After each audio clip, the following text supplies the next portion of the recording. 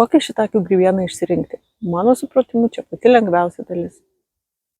Grybiena gali būti pjuvenų pagrindu, gali būti grūdų pagrindu ir gali būti kaišteliai. Ką rinktis, ar kaištelius, ar pjuvenas, ar grūdus? Priklauso nuo to, kiek rąstelių sodinsite. Aš, kai sodinau daug rąstelių, apie 1000, tai man labiausiai pasiteisino pjuvenų pagrindu. Grūdų pagrindų irgi yra neblogai, tačiau labai mėgsta išlesti paukščiai arba kažkokie tai vabaliukai pragraužti. Paukščiai lengvai prakapoja ir vašką. Jeigu sodinat nedidelį kiekį rąstų, tai sakyčiau, kaišteliai būtų geriausias, patikimiausias variantas.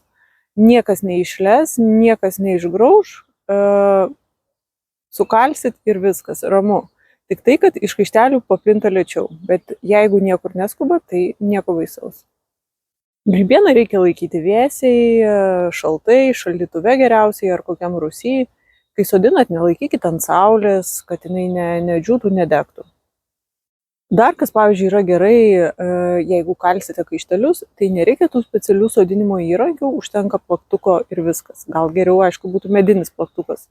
Nors aš, pavyzdžiui, kiek turėjau kaištelių, tai kalėm su paprastu plaktuku ir nieko. Kaištelius reikia spėti laiku susodinti, nes jeigu jie ilgiau pastovi, jie pasidaro minkšti. Ilgiau tai čia, kokie gerokai mėnesių, metai daugiau. Žodžiu, kai juos turit, tai iš karto ir susodinkit, per ilgai nelaikykit, nes paskui jų tiesiog nebus įmanoma įkalti.